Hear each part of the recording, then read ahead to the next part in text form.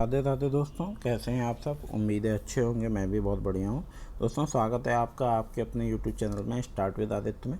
तो यहाँ पे जो है मैंने आपको इसके 15 क्वेश्चन पहले कराए थे इस वाले PYQ सेट के, और 15 मैं आपको अभी कराऊंगा। तो आपको पता है यहाँ 50 प्रश्न आते हैं। और दोस्तों, वीडियो को एंड तक देखा करिए, चैनल को सब्सक्राइब जरूर कर लीजिए, कुछ ना कुछ आपको मिलेगा ही। उम्मीद है दोस्तों कि आप सब्सक्राइब जरूर करेंगे। तो जल्दी से शुरू करते हैं। तो आपका जो यहाँ पे पहला क्वेश्चन होता है, ये वैसे तो आपका 16 क्वेश्चन है। संचार में संदेश की व्याख्या किस पर निर्भर करती है। तो यहाँ आपके ये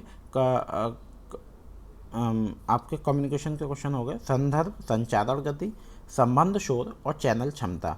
तो ए जो है, ए आपका एकदम सही है। ए हो जाएगा संदर्भ। संचार में संदेश की व्याख्या किस पर निर्भर करती है, संदर्भ पर, क्योंकि संदेश की व्याख्या कंटेक्स्ट पर ही निर्भर करती है।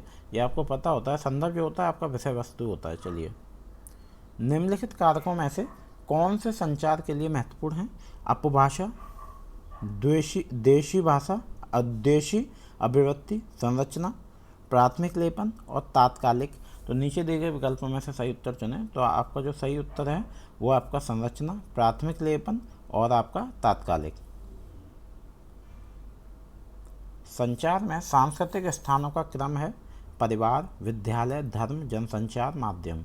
तो आपका जो सही उत्तर हमें देने हैं ABCD। तो आपको यहाँ पे जो सही क्रम बताना है, तो सही क्रम है परिवार, विद्यालय, धर्म और फिर जनसंचार माध्यम। तो ए आपका सही है, जो लिखा हुआ है वही आपका सही क्रम है।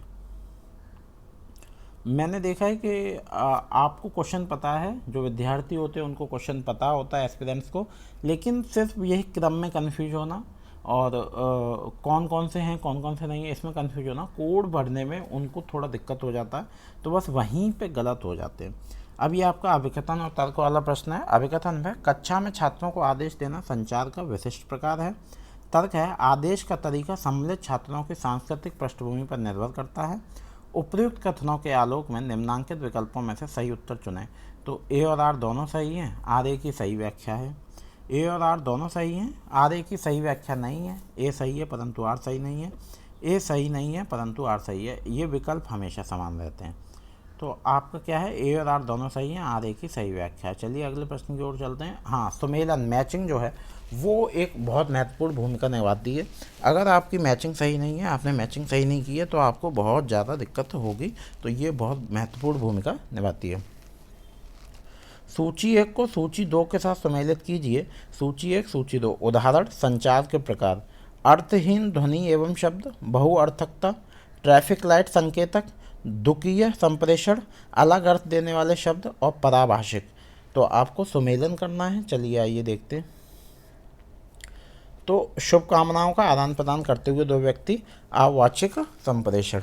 अब आपको यहाँ कोड दिए होते हैं। असल में होता क्या है कि हम यहीं कोड भरने में दिक्कत कर देते हैं, तो वहीं हमें गड़बड़ी हो जाती है। सही सुमेलन है सूची 1, सूची 2। अर्थहीन ध्वनि एवं शब्द, पराभाषिक, ट्रैफिक लाइट संकेतक, अवाचिक संप्रेषण, अलग अर्थ देने वाले शब्द, बहुअर्थकता और शुभकामनाओं का आदान प्रदान करते दो व्यक्ति, द्विकीय संप्रेषण। तो यहाँ जो है आपका ये आपका सही क्रम था। चलिए अगले प्रश्न की ओर चलते हैं। शगुन और षष्ठी की आयु गुणनफल 240 है। यदि षष्ठी की आयु को दोगुना कर दिया जाए तो वह शगुन की आयु के 4 वर्ष अधिक होता है। षष्ठी की आयु कितनी है, तो आपको ये सॉल्व करना होगा। षष्ठी की आयु है आपकी 12 वर्ष। देखिए इस पर पेन से मैं लिख नहीं सकता। देखिए जब भी ऐसे प्रश्न आए तो जो निकालना है, शगुन की आयु x वर्ष मान ली तथा षष्ठी की आयु y वर्ष। तो प्रथम शर्तानुसार एक्स वाई हो गए 240 और द्वितीय y 2y equal to x plus 4। तो x is equal to 2y minus 4। तो आपका 2y minus 4 into y equal to 240। अब इसको सॉल्व कर दीजिए तो आपका आ गया। चलिए अगले प्रश्न की ओर चलते हैं। निम्नलिखित क्रम को पूरा कीजिए। देखिए ये प्रश्न बहुत इंपॉर्टेंट है, इनको गलत बिल्कुल भी नहीं करना। 9, 11, 15, 23 और 39। तो आपका अगला होगा 71। ठीक है, इसमें क्या हो रहा है, 9 + 2 11, 11 + 4 15 + 8 दोगुना करते जा रहे हैं, 23 + 16 39 + 32।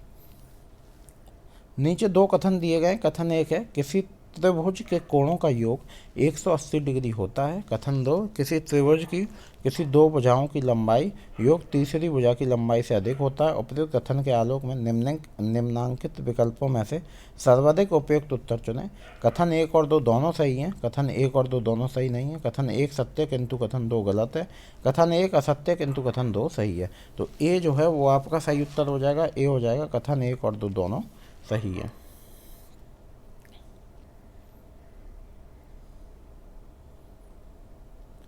चलिए अगले प्रश्न की ओर चलते हैं। संख्याओं के निम्नलिखित 3 समुच्चयों पर विचार कीजिए। ए 2 5 9, बी 1 6 10, सी 3 4 8। तो आपको विचार करना है। तो ए आपका सही है, C smaller than A is smaller than B. यदि ए का परसेंट 30% बी बराबर बी का 0.25 बराबर सी का 1/5, तो A ratio B ratio C के संबंध में निम्नलिखित में से कौन सा सही होगा। तो आप देखिए यहाँ पे सॉल्व भी किया हुआ बाकायदा पूरी इक्वेशन। तो आपका हो जाएगा 10:12:15। A B C D E और एफ के वृत्त में खड़े हैं और केंद्र की ओर देख रहे हैं। ए और बी के बीच केवल डी है, ए और सी के बीच केवल एफ है। ई और बी के ठीक बाएं निम्नलिखित में से कौन सा ई और एफ के बीच खड़ा है। A B D C. तो आपका जो खड़ा है वो डी वाला खड़ा है। अब डी ऑप्शन डी नहीं है, नाम डी नहीं है, ऑप्शन डी है और खड़ा है सी वाला, इसीलिए उन्होंने उल्टा लिखा हुआ है। ठीक है, आपको कंफ्यूज करने के लिए। धुएं वाली सभी वस्तुओं में आग होती है। पहाड़ी में धुआं होता है, इसलिए इस पहाड़ी में आग है। और बिना आग वाली किसी भी वस्तु में धुआं नहीं होता है। इस पहाड़ी में धुआं है, इसलिए यह पहाड़ी बिना आग वाली नहीं है। उपरोक्त भारतीय तर्क मीमांसा में किस प्रकार की अनुमति का उदाहरण है। पूर्ववर्त, अन्वयतिरेकी, केवल अन्वयी, केवल व्यतिरेकी। तो आपका जो है अन्वय व्यतिरेकी, ये जो है बी आपका सही उत्तर है। चलिए अगले प्रश्न की ओर चलते हैं। अगला प्रश्न है, असिद्ध एक हेत्वाभास है जब मध्य पद हो, अप्रमाणित, अतिव्यापक, अति संकीर्ण, अव्ययावर्ती। तो ए आपका सही है, अप्रमाणित। चलिए अगले प्रश्न की ओर चलते हैं। तो आपका अगला प्रश्न है, सूची 1 को सूची 2 से सुमेलित कीजिए। सूची 1 है असाइन अलाट, लंबाई मीटर, डॉक्टर, अस्पताल, ताला, चाबी। सूची 2 है कोड, पासवर्ड, क्लर्क, कार्यालय, सुधार, मरम्मत, द्रव्यमान और आपका किलोग्राम। तो आपको बताना है क्या होगा। देखिए, तो आपकी असाइन अलॉट, सुधार, मरम्मत थर्ड से, लंबाई मीटर, द्रव्यमान किलोग्राम, ये लेंथ नापते हैं, ये वजन नाप रहे हैं। डॉक्टर अस्पताल, क्लर्क कार्यालय, ताला चाबी, कोड पासवर्ड। तो आपका जो सही उत्तर है वो है आपका दोस्तों ए, आपका विकल्प सही है। चलिए अगले प्रश्न की ओर चलते हैं।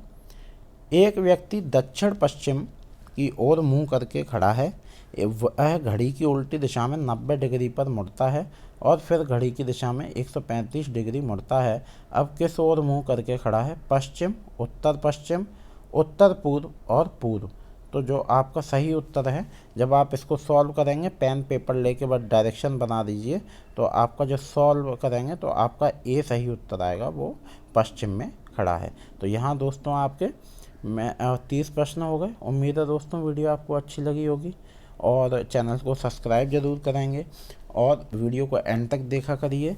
ये क्वेश्चन से आपका ज़रूर निकलेगा, ये क्वेश्चन ज़रूर पढ़ते हैं। तो नई अपडेट आई है उसके बारे में भी मैं आपको जानकारी दे दूंगा। तो उम्मीद है दोस्तों वीडियो आपको अच्छी लगी होगी। मिलते हैं अगले वीडियो में। चैनल को सब्सक्राइब जरूर कर लें। स्वस्थ रहें। मिलते हैं अगले वीडियो में। राधे राधे, धन्यवाद।